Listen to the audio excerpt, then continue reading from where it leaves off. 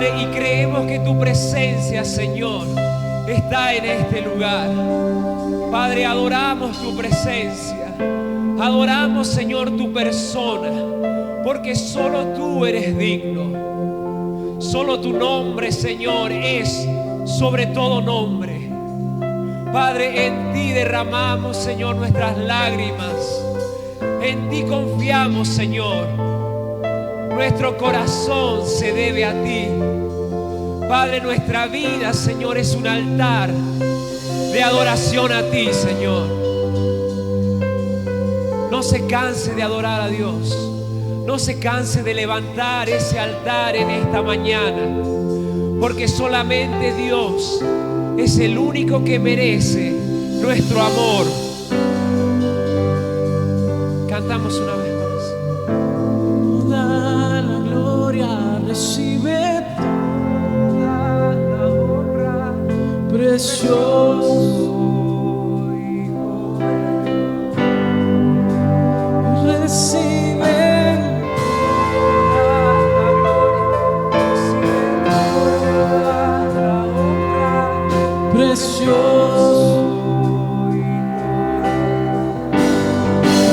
Y recibe toda la gloria,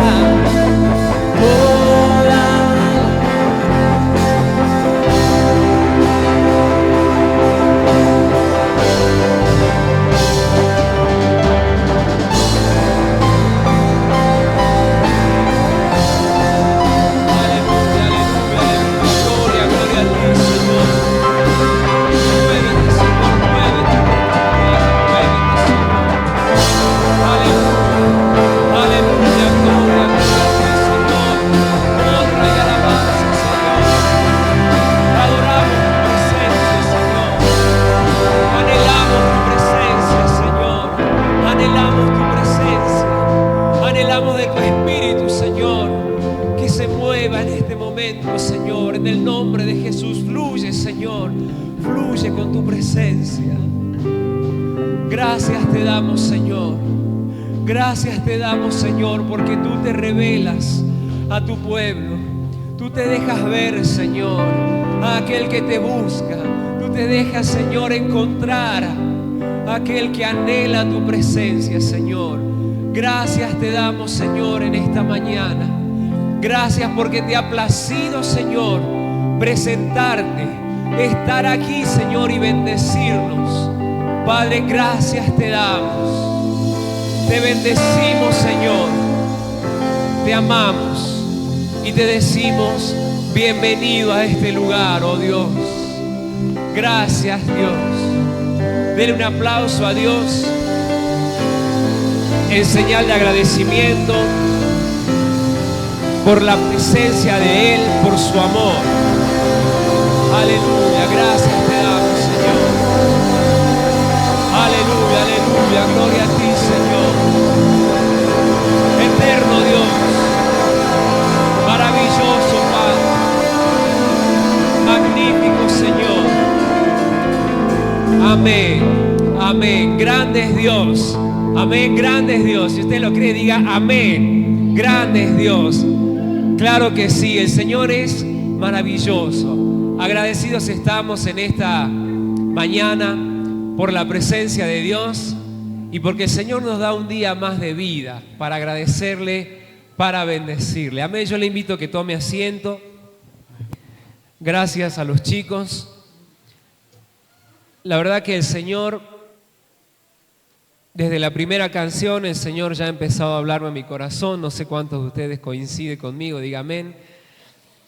Porque el Señor es maravilloso. Realmente cuando uno le busca, el Señor se deja encontrar. Amén.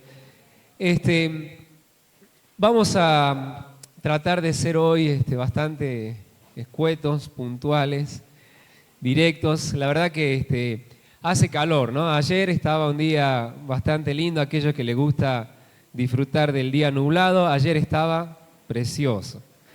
¿Sí? Y hoy, aquellos que les gusta el sol, les toca hoy, ¿sí? Un día soleado, muy caluroso para hacer cosas. Pero vamos a dedicarle unos minutos, yo le pido que su especial atención. Vamos a tratar de que el Señor nos hable al corazón. Yo le voy a pedir que busquemos Hechos capítulo 9, versículo 31. Y vamos a leer varias porciones de las Escrituras, pero vamos a comenzar de atrás para adelante. Vamos a comenzar con Hechos. Capítulo 9, versículo 31. Sí, habla sobre la iglesia primitiva, ya lo vamos a leer. Quiero dar la bienvenida, hay muchos que lo veo por primera vez. Bienvenido a los chicos que no conozco, bienvenidos a aquellos que están de visita también de otras provincias, bienvenidos a los que hace un tiempo que no estábamos viendo, se los extrañaba. ¿Sí? No le vamos a preguntar por qué no venías, qué era de tu vida, sino le vamos a decir, te extrañábamos, hermoso verte de nuevo. ¿Sí? Es hermoso, dice la Biblia, habitar los hermanos juntos en armonía, ¿no? Y cuando falta una de las ovejas de acá, uno los extraña, ¿sí? Por ahí uno no quiere incomodar preguntando qué le pasó a tal y tal persona, pero cuando los vemos de nuevo, nos alegramos en el corazón de que estén. Así que, bienvenidos, ¿amén? Vamos a leer Hechos 9, 31. ¿Ya lo tiene? Amén, leemos. Entonces, las iglesias tenían paz por toda Judea, Galilea y Samaria. Eran edificadas andando en el temor del Señor y se acrecentaban fortalecidas por el Espíritu Santo. Amén. Padre Celestial, en esta mañana, Señor, te damos gracias por tu palabra. Gracias, Señor, por lo que ella nos quiere revelar. Nosotros creemos, Señor, que con tu presencia y tu Espíritu Santo tú puedes hacer que esta palabra llegue a nuestro corazón. Padre, te lo pedimos en el nombre de Jesús, que nos guíe a tu verdad. Gracias, Señor. Amén. Amén. Esta porción de las Escrituras es una parte que habla sobre cómo la iglesia primitiva crecía, ¿sí? Cómo se edificaba. Pero antes de arrancar con esa palabra específicamente, me gustaría hacer algunas preguntas, ¿sí? Este año, generalmente las personas cuando comenzamos un año nuevo, damos vuelta a la página, decimos, año nuevo para hacer cosas nuevas, ¿no? Y empezamos a ponernos, ¿qué cosa? Metas, ¿no es cierto? Todos han comenzado dieta. ¿Quiénes han comenzado la dieta el 1 de enero? Yo levanto la mano. ¿Y quién la dejó el 2 de enero? Yo. Sí, creo que todos arrancamos con propósitos nuevos y resulta que por ahí no nos duran mucho, ¿no? Pero damos vuelta a página y empezamos con una nueva actitud, ¿no?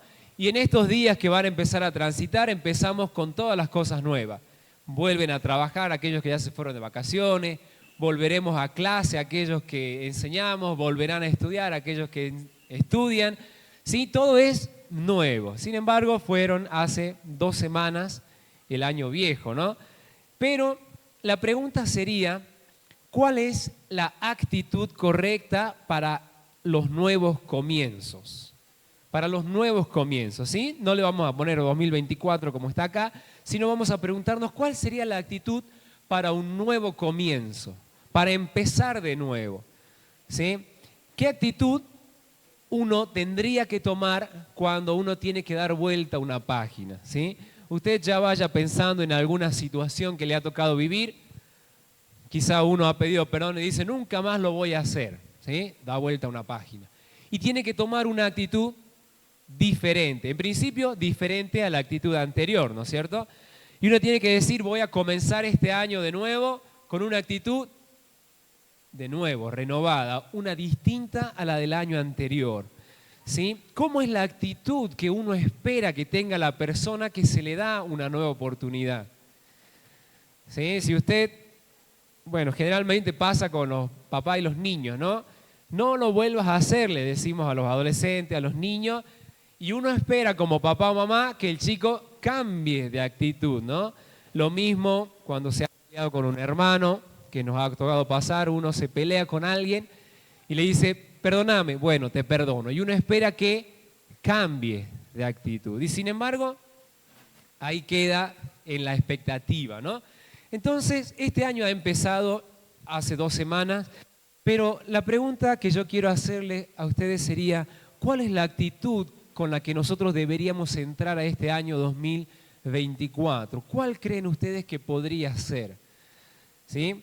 Yo, para tomar un ejemplo de tantos que tiene la Biblia, he elegido la vida de un rey. ¿Sí? Ustedes dirán, bueno, un rey de tantos que hay en la Biblia, y le he puesto a esta palabra el perfil para ser rey. ¿Sí? El perfil para ser rey. ¿Cuál es el perfil para ser un rey? Y ahí vamos a ir a uno de nuestros casos de estudio, como dicen a veces los que saben. Vamos a tratar de hacer rápido un repaso. En 1 Samuel, capítulo 7, versículo 12. Usted anótelo ahí, porque es un hecho importante en la historia de Israel, es un hito importante en la historia de Israel, y capaz que nosotros por ahí nos sentimos identificados. ¿Sí? 1 Samuel, capítulo 7, versículo 12. ¿Lo tenemos? Dice, y tomó luego Samuel una piedra y la puso entre Mizpa y Sen, y le puso por nombre como Eben-Ezer, diciendo, hasta aquí nos ayudó Jehová. Amén. Cortito, dice, ¿cómo el nombre de la piedra o el lugar donde él puso esa piedra? Eben-Ezer. Y abajo, si usted tiene una llamadita igual que mi Biblia, esto quiere decir piedra de ayuda, piedra de ayuda. Para contextualizar lo que había pasado en Israel, años anteriores, años atrás, los filisteos, que eran los enemigos de toda la vida del pueblo de Israel, los invadió. Al invadirlos, y aparte de matar mucha gente, ¿qué hacen en la segunda invasión? Toman el arca de Israel y se la llevan a su pueblo, ¿sí? Es muy linda la historia, ustedes cuéntenla, léanla después, pero atacan los filisteos, matan a muchos israelitas, los israelitas dicen, bueno, vamos a sacar el arca, que es nuestro Dios, para que no nos pase nada, sacan el arca, vuelven los filisteos y se llevan arca y todo, ¿sí? Y los matan. Bueno, la verdad que Israel queda bastante mal después de eso, ¿sí? Pasa el tiempo, pasan varias situaciones y llega el momento en que recuperan el arca de Dios, que significaba la presencia de Dios. Luego vence Israel a los filisteos, ¿sí? Y ahí es donde Samuel levanta esta piedra y le dice, esta es nuestra piedra de ayuda y hasta acá nos ayudó Jehová, ¿sí? Hasta acá nos ayudó Dios. Bien, hasta ahí es donde vemos la secuencia, ¿no? Pero damos vuelta a la página. ¿Qué sucedió después que Israel recuperó el arca? Si usted avanza un poquitito más adelante, dice que Samuel, después de ese tiempo, nunca más vino los filisteos a atacar a Israel. No vinieron más. Es decir, como que les bastó y tuvieron suficiente. Y dice que Samuel pudo juzgar al pueblo hasta que fue viejo, ¿sí? Y ahora, ¿qué dice el título del versículo 1 del capítulo 8? Israel pide rey. Y ahí es donde Israel empieza a querer ver cómo eran los otros pueblos y dice, yo quiero un rey, ¿sí? Y dice en el capítulo 8, conforme a todas las obras, en el 8:5, y le dijeron, he aquí tú has envejecido y tus hijos no andan con tus caminos, por tanto constitúyenos ahora un rey que nos juzgue como tienen todas las naciones. Es decir, que el pueblo de Israel quería un rey. Y ahí es donde yo digo que se abre la convocatoria para buscar a un rey. ¿Cómo sería el perfil de un rey? ¿Qué actitud tendría que tener un rey? Saben ustedes que leyendo un poco la Biblia, era algo que yo no sabía, que Dios no le tomó por sorpresa que el pueblo pidiera un rey. No le tomó por sorpresa. Es como que uno va, no sé, supongan ustedes que ustedes le regalan algo a su nene y su nene está feliz. Y resulta que el nene dice, no, pero mamá, yo quiero comprar otra cosa más cara. Y usted dice, bueno, pero ¿qué no era eso lo que quería? Sí, pero también quiero lo otro. Y a usted lo toma por sorpresa, ¿no? Bueno, a Dios no lo tomó por sorpresa porque Él ya lo había estipulado. Él en Deuteronomio, ahora sí vamos a ir a Deuteronomio 17, ahí voy a leer varias partecitas, pero esa es la parte que a nosotros nos va a llevar a entender qué es lo que Dios esperaba de este rey que Israel pedía. ¿Sí? Capítulo Deuteronomio 17, versículo 14. ¿Sí? Deuteronomio 17, 14. A ver si lo tengo bien acá.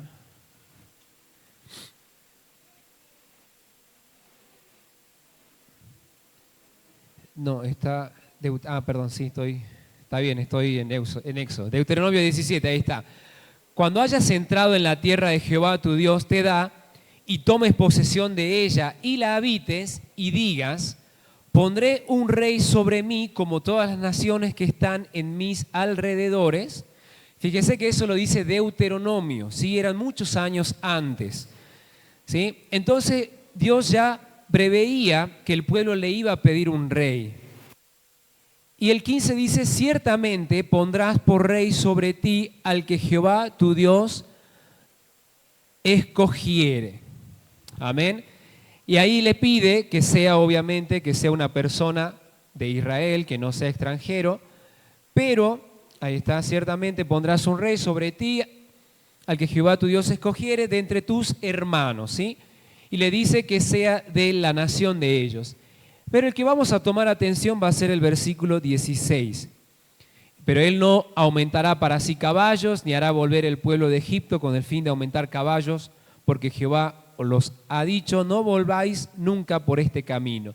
Ni tomará para sí muchas mujeres, para que su corazón no se desvíe, ni plata ni oro amontonará para sí en abundancia. Bueno, en resumen, el Señor le pedía o le decía que este rey no iba a ser avaro, ¿sí?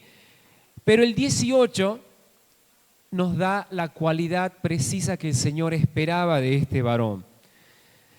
Y cuando se siente sobre el trono de su reino, entonces escribirá para sí en un libro una copia de esta ley, del original que está al cuidado de los sacerdotes levitas. Y lo tendrá consigo y leerá en él todos los días de su vida para que aprenda a temer a Jehová su Dios, para guardar todas las palabras de esta ley y los estatutos para ponerlos por obra. Esa sería la palabra clave del día de hoy. Y hoy nos va a revelar la palabra cuál es la actitud que tiene que tener un rey que va a comenzar una etapa. ¿Cuál es la actitud que tendríamos que tener nosotros al comenzar una nueva etapa? ¿Sí? La palabra dice que este varón iba a ser una copia de la Biblia, de la palabra de Dios. ¿Pero por qué iba a ser una copia? Habla acerca de la necesidad de esta persona que iba a ser el rey de buscar a Dios, de verlo a Dios, de hacer que Dios esté en su vida todos los días de su vida. ¿Sí? ¿Qué es lo que dice? Había una copia de la palabra de Dios que tenían los sacerdotes, pero él quería tener una para sí mismo. ¿Para qué? Para leerla todos los días. Pero al leerla todos los días, ¿qué generaba en este rey? ¿Qué generaba? Pregunta para todos. Temor a Dios. Aprender a temer a Dios. Esa es la actitud que tenemos que tener nosotros para comenzar este año. Temor de Dios. Hermanos, el cristiano necesita tener temor de Dios para vivir su vida en Cristo, para crecer su vida, para que su vida crezca en Dios. Vamos a ver algunas palabras nada más de lo que significa el temor de Dios para el cristiano y cuál es la necesidad que Dios tiene de que nosotros tengamos ese temor. Para un poco cerrar la historia de Israel, yo le digo, el rey que esperaba a Dios era un hombre temeroso de Dios. Y el rey que le tocó, ustedes saben la historia, que era Saúl, ¿verdad? Y Saúl al principio hizo las cosas correctas, pero luego se fue apartando, luego tomó decisiones que no eran las acertadas. Bueno, y así le fue al pueblo de Israel. Pero yo digo, el rey que Dios esperaba para su pueblo era alguien que tuviera temor de Dios. ¿Cuán importante es el temor de Dios? El temor de Dios, para aquellos que por ahí no están familiarizados, no es el miedo, ¿sí? No es el miedo. Hay una diferencia en tener un temor reverencial, de respeto a alguien, que el tener miedo por las consecuencias que la otra persona te pueda hacer, ¿sí? Muchas veces dicen, no, hay que tenerle miedo a Diosito porque Diosito castiga. Esa es la enseñanza o la mala enseñanza que uno tiene. Pero sin embargo Dios no castiga de esa manera ni es tan malévolo de esa manera. Hay infinidad de estudios que dicen que si Dios es malo, es bueno, entonces no permitiría el mal y la maldad y demás. Todas esas cosas que por ahí nos han enseñado a tenerle miedo a Dios, no es la actitud correcta, sino el temor. Y el temor, ¿cuál es? Es la reverencia, el respeto, la admiración, la veneración, tantas cualidades que uno puede hacer acerca del temor, ¿sí? Cuando usted ve a un policía, por ahí le tiene miedo. ¿Por qué? Porque o no tiene el carné o lo que haya hecho. Usted dice, no, ¿qué pasó? Hice algo mal, y uno por ahí le puede tener un poco de ese miedo a un policía, a la mamá, si es que bueno, los niños, ¿no? A la mamá, a la esposa, al esposo. Pero a Dios se le tiene respeto, veneración por lo que Él significa para nosotros. ¿Y por qué creemos nosotros que es la actitud correcta para la iglesia en Cristo? Quiero leer una porción en Filipenses 2:12 que habla acerca del temor, que va un poquitito a sostener lo que estoy diciendo, porque qué tan importante es el temor de Dios para el cristiano, que Pablo en Filipenses 2:12, él dice, por tanto, amados míos, como siempre habéis obedecido, no como en mi presencia solamente, sino mucho más en mi ausencia, ocupaos de vuestra salvación. ¿Y con qué cualidades pide Él que nos ocupemos? Con temor y temblor. Con temor y temblor. No es miedo. Se refiere a la reverencia, a la búsqueda constante de Dios. Porque Dios es el que en vosotros produce, así el querer como el hacer por su buena voluntad. Termina la frase. ¿Qué quiere decir? Que Pablo nos dice que nuestra salvación tiene que ser cuidada. No es que nuestra salvación ya vino y está simplemente por haber hecho la oración de fe, sino que la salvación tiene que ser cuidada. ¿Y con qué actitud? Con temor de Dios. Sabe que el temor de Dios trae al cristiano un cambio de vida, trae al cristiano un cambio de actitud. Una de las cualidades que se despierta, bueno, podemos nombrar muchas, pero una de las cualidades que se despiertan con el temor de Dios es la humildad.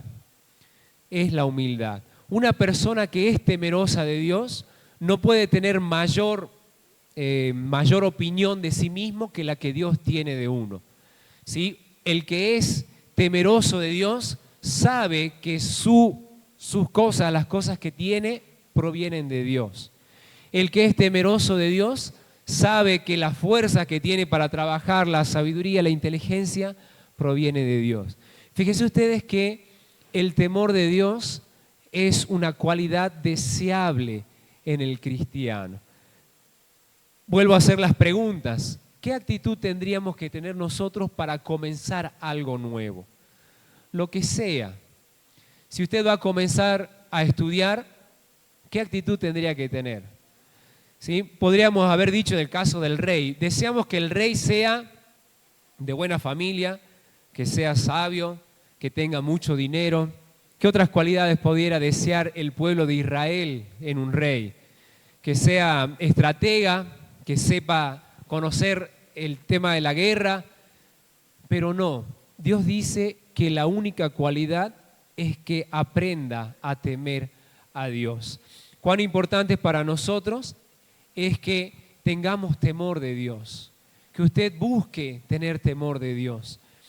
Muchas veces se ha escuchado que las madres dicen, ay, yo quisiera que mi hijita tenga un marido, no sé, ¿no? Y le ponen el mote. Las madres o las que son madres todavía con niños chiquititas anhelan que su hija conozca un médico, doctor, abogado, no sé, ¿no? Empezamos a poner y soñar, ¿sí? Pero muy pocas madres dirán, ojalá mi hija conozca un hombre que tema a Dios. Qué cualidad más preciosa en un varón. Y lo mismo en una mujer. Si usted, varón, dice, ojalá mi señora sea temerosa de Dios. No sé si lo dirán los hombres, pero ¿saben ustedes qué tan importante que una mujer sea temerosa de Dios para llevar adelante el hogar, para tomar decisiones acertadas en el hogar? Saben que esa cualidad es la primera que se debe buscar, porque después vienen las otras. Dice que el temor de Dios nos aleja del mal. El temor de Dios evita que uno peque, evita que uno sea tentado, evita la tentación. Proverbios 8:13 dice, el temor de Jehová es aborrecer el mal, aborrecer el mal. Hace unos días hemos cambiado nosotros de presidente, hace casi un mes y algo. Y saben que muchos podrán decir las cualidades que queremos que tenga, ¿no? O las que no tenga, decíamos muchos, ¿no?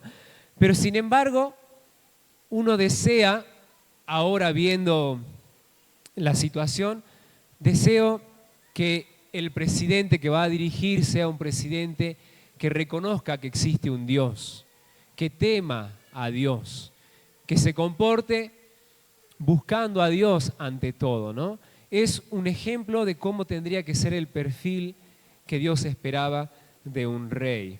Amén. Es por eso que en este nuevo comienzo nosotros tenemos que priorizar esta actitud. Si usted está por comenzar un proyecto económico, sea temeroso de Dios primero. Consulte a Dios con sabiduría.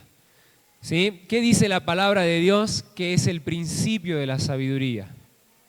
El temor a Jehová. Salmos 111:10, que también lo anoté, dice que el principio de la sabiduría es el temor de Jehová. Buen entendimiento tienen todos los que practican sus mandamientos.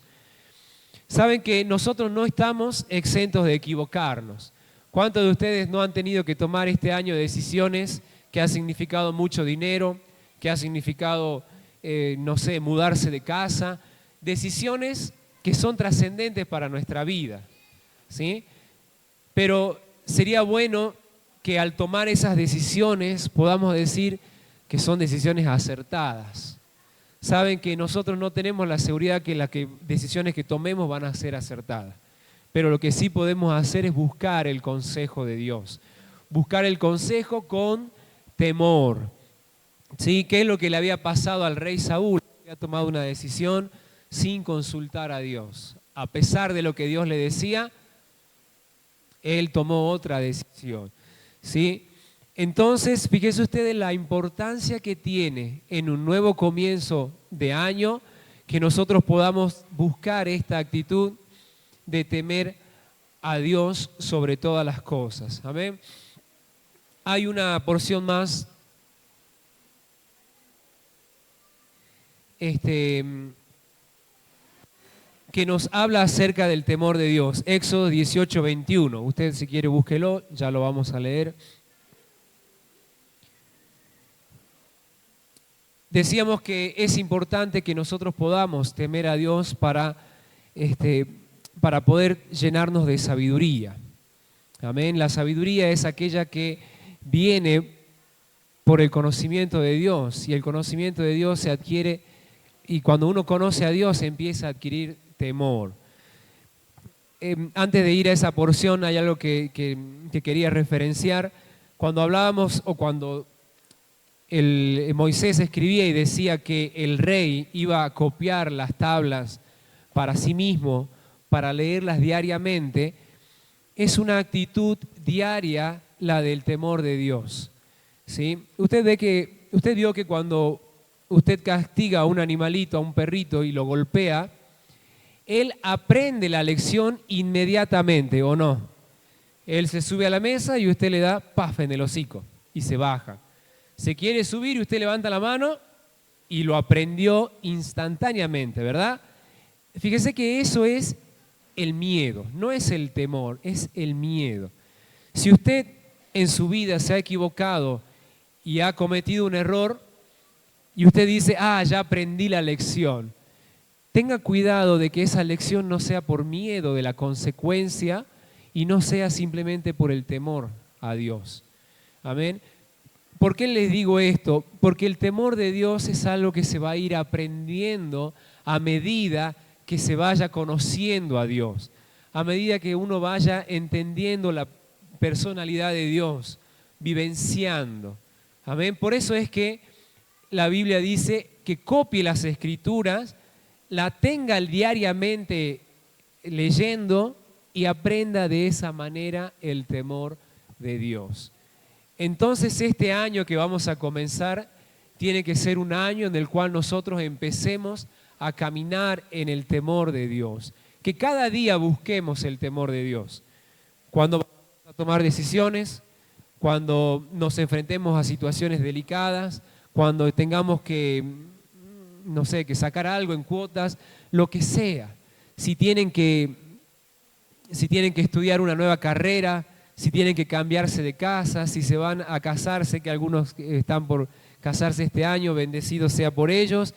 Cada decisión que tomen, sé que tienen que buscar el temor de Dios. Y el temor de Dios no le va a dar la garantía de que no se van a equivocar. Simplemente les va a dar la certeza de que Dios los está acompañando en sus decisiones. Amén. Que Dios va a sostener el camino que estén tomando. Amén. Éxodo 18:21. Esa sí es la que yo tengo acá. Éxodo 18:21. Saben que una de las cosas también que son importantes para el temor de Dios es en las manos de Dios. Cuando nosotros tememos a Dios, el que teme a Dios puede ser útil en la mano de Dios. Amén.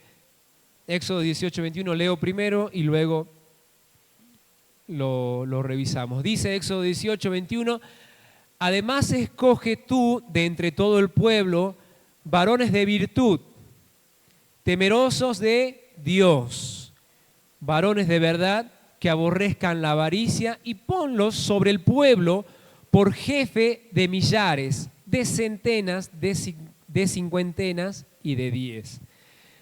¿Qué parte de la escritura o qué parte de la historia de Israel Moisés se vio abrumado por la cantidad de gente que debía juzgar o sojuzgar o tomar decisiones? Y su suegro Jetro, guiado por Dios, le dice, no te ocupes vos de todo, sino toma varones con virtud, temerosos de Dios. Bueno, y todo lo demás que puedan estar sobre el pueblo. Cuando una persona es temerosa de Dios, Dios la usa. Si usted se ha preguntado, pero ¿por qué Dios no me usa en la iglesia? ¿Por qué no puedo hacer? ¿Por qué no puedo predicar? ¿Por qué no puedo? Hermano, busque primero ser temeroso de Dios. Busque que temor de Dios. Y usted va a ver que el Señor los va a utilizar donde usted vaya, en la manera que usted se desenvuelva, donde usted esté. En cualquier momento, Dios va a hacer de usted un siervo útil. Amén. Cuando el siervo de Dios es temeroso de Él, Dios lo usa. ¿Sí? Por eso usted verá testimonio de personas que han dejado de servir a Dios y uno dice, pero ¿por qué dejó? ¿Pero por qué se perdió? ¿Pero por qué este pastor se equivocó? ¿Por qué esto? Y uno se cuestiona tales cosas, ¿no? Pero saben, simplemente cuando uno deja de observar y de cuidar el temor de Dios, uno empieza a flaquear. Cuando uno llega por ahí a fin de año, uno se siente cansado, uno se siente un poquitito que ha bajado los brazos, ¿sí? Este nuevo año usted tiene que renovar las fuerzas y buscar otra vez la presencia de Dios, buscar su palabra, buscar que se despierte nuevamente el temor a Dios para poder conducirnos como Él quiere, para que volvamos a ser útiles. Hace un rato hablábamos de un altar. ¿Vieron? Escucharon la canción y cuando la canción hablaba de que nosotros somos un altar, yo la verdad me quebrantaba y decía, ¿cuánta verdad hay en que nosotros tenemos que ser un altar para Dios? Nuestra vida propia. Sí, hace unos días me contaba mi madre que mi hermano y mi cuñada habían ido a visitar a una tía y hablando con ella, ¿cómo estaba usted después de haber despedido a mi tío que había fallecido? Y ella dice, acá está, dice, en la sala. Y estaba la urna con las cenizas, ¿verdad? Y en esa urnita estaba la ceniza, pero obviamente si usted ha visitado alguna casa, la ceniza no está sola. ¿Qué tiene alrededor? Fotos, quizá algunas flores, una especie de altar. Y usted cuando entra a una casa y ve en esa vitrina o en algún lado ese altar, ¿uno qué hace? Le llama la atención, lo ve. Si usted es curioso, se acerca, ¿sí? Es visible a todo el mundo ese altar. Y cuando cantábamos esta canción y decía que nuestra vida sea un altar y que el Señor lo llene, es que nuestra vida tiene que ser de esa manera visible a todo el mundo. Que cuando todo el mundo nos vea en nosotros un altar de Dios, ¿sí? Que refleje nuestra vida ese altar. Y que no sea un altar olvidado, que se le apagó la vela, bueno, haciendo alusión a una vela, las flores que se han secado, se han marchitado y demás, sino que sea un altar que honre a Dios. En la porción de las Escrituras dice, en eso que estábamos leyendo al principio, que Samuel, después que levantó la piedra, hizo un altar ahí y él juzgaba. Y dice que él viajaba, iba y venía a su pueblo también donde él vivía e hizo un altar. ¿Qué quería decir? Hizo una señal de que Dios estaba con él. Amén. Es exactamente lo que este año el Señor demanda de nosotros. Que nosotros en este nuevo año podamos levantar ese altar en nuestra propia vida. Que la gente nos vea y diga, hay algo ahí en esa persona. ¿Sí? Cuando Jorge dijo, papá, ¿vos creés en Dios? Si alguien me pregunta eso, no sé, yo me desarmo porque digo, si me tienen que preguntar si yo creo en Dios, es porque no lo estoy mostrando, es porque no estoy mostrando que realmente creo en Dios. Bueno, obviamente la situación de Jorge era un niño y él en su inocencia pregunta, ¿no? Pero si alguno adulto a usted le pregunta, ¿vos sos cristiano, crees en Dios? Vaya a su casa, enciérrese y dígale, Señor, perdóname porque no estoy reflejando tu presencia. Amén. Esa es la actitud que el Señor espera de nosotros. Y ya para cerrar quiero volver al primer versículo que hemos leído nosotros.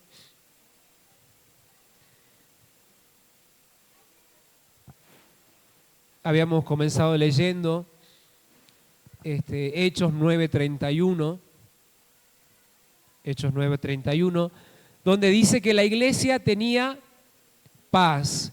Para contextualizar un poquitito, Hechos 9:31 relata que Saulo se había convertido. Saulo perseguía a la iglesia y empezaba a matar a los cristianos. ¿Qué pasa? Jesús se le presenta a Saulo y los convierte. Y una vez que Saulo es convertido, dice que la iglesia tenía miedo de verlo a Saulo entre la iglesia. ¿Sí? Entonces, ¿qué hacen? Lo llevan a Pablo, le dicen, Pablo realmente está convertido, Pablo realmente creyó en Dios, los muestra en la iglesia, explica lo que Pablo hacía, y ahí es donde dice que entonces la iglesia tenía paz por toda Judea, Galilea y Samaria. ¿Sí? No es que la iglesia en ese momento nunca más fue perseguida, sino que relata que desde ese mismo momento ya Pablo no los perseguía para matarlos, ¿sí? Pero lo que tenemos que tomar atención es esto: y eran edificadas, es decir, todas las iglesias de esos lugares, andando ¿en qué? En el temor del Señor, y se acrecentaban fortalecidas por el Espíritu Santo. Amén. Es decir, que una iglesia creciente es una iglesia que crece en el temor de Dios, ¿sí? Es decir, que nuestra actitud para crecer es el temor de Dios. Amén. Esa es la actitud que nosotros tenemos que buscar en este nuevo año. Que la actitud de estar temerosos delante de Dios sea la que reine. Cuando usted busque a Dios en temor, el Señor les va a traer sabiduría. Cuando busquemos, porque yo también me estoy incluyendo ahora, en todo momento me incluyo porque creo yo que este nuevo año también es un desafío para mi vida, así también como para la de ustedes. Sí, este año nuevo ha comenzado un tiempo para todos diferente, pero cada uno de nosotros tiene que decir: Señor, que este nuevo comienzo yo pueda buscarte a vos antes que nada, ¿sí? Yo le invito a que usted se ponga en pie.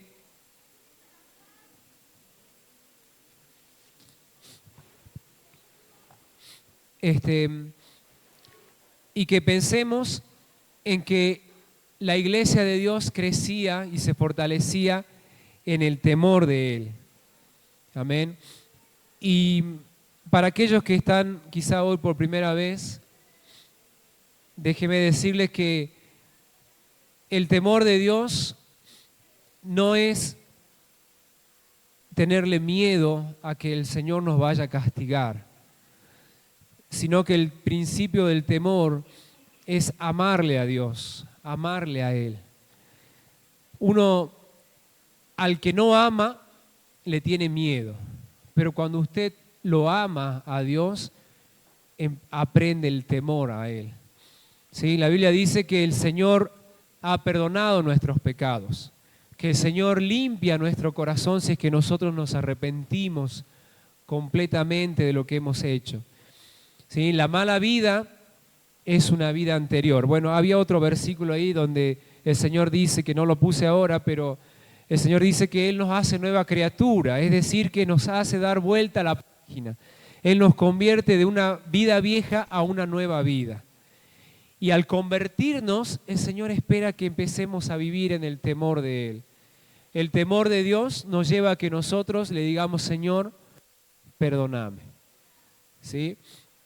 El temor de Dios nos lleva a que nosotros podamos arrepentirnos de nuestra vida anterior y que el Señor pueda limpiarnos nuestro corazón. Entonces, este primer llamado es por aquellos. Yo les pido que cierren sus ojos a toda la iglesia, que pensemos en esta actitud que el Señor desea de nosotros. Pero aquellos que están por primera vez y dicen: pues yo jamás me he acercado a Dios, solamente le he tenido miedo y cuidado porque lo desconocía, yo te invito a que lo conozcas en esta mañana. Si no lo conoces, puedes tener miedo de Dios, pero si lo conoces, vas a empezar a tener temor de Él. Vas a conocer cómo Él te amó entregando a su Hijo. Vas a conocer cómo Él te invita a que limpies tu corazón con la sangre de Cristo. Ese es el temor de Dios, no el miedo, porque Dios es un Dios de amor.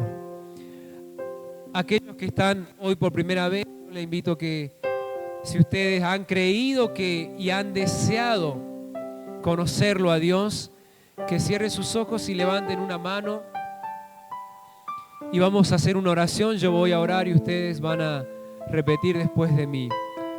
Padre Celestial, en esta mañana Yo he reconocido que necesito de Dios. He reconocido que necesito un cambio en mi vida. Dios, yo me arrepiento de mi vida anterior. Yo me arrepiento de mis pecados. Yo deseo que vengas a vivir a mi corazón, que laves mis pecados con la sangre de tu Hijo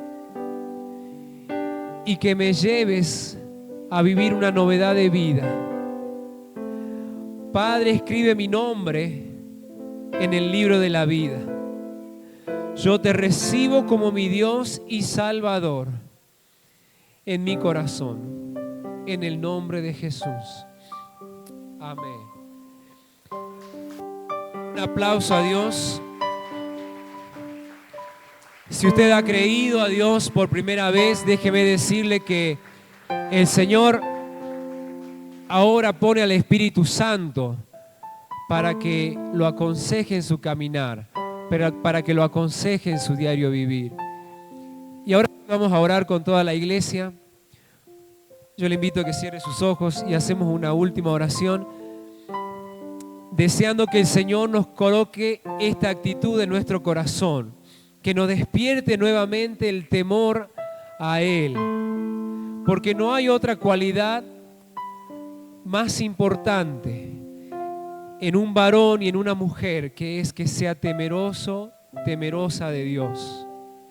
Padre Celestial, en esta mañana, Señor, toda la iglesia y yo también deseamos que tú nos inundes con tu amor y que tú nos despiertes, Señor, ese deseo de buscarte en este año, Señor, antes de emprender cualquier cosa, Señor, ya sea económica, decisión de vida, decisión espiritual, decisión emocional, Señor, cualquier decisión, Señor, ayúdanos a buscarte en temor a ti, Señor, a buscarte en tu palabra, a buscar en tu presencia, Señor, que el temor, Señor, a ti sea, Señor, lo que nos despierte cada mañana y que nos lleve a orar, a buscarte en ayuno, a buscarte en oración, a buscarte, Señor, cada día. Padre, en el nombre de Jesús de Nazaret, Padre, ayúdanos a ser varones y mujeres temerosos de ti, Señor. En el nombre de Jesús de Nazaret, gracias te damos, Señor. Amén. Amén. Ahora sí, denle un aplauso a Dios.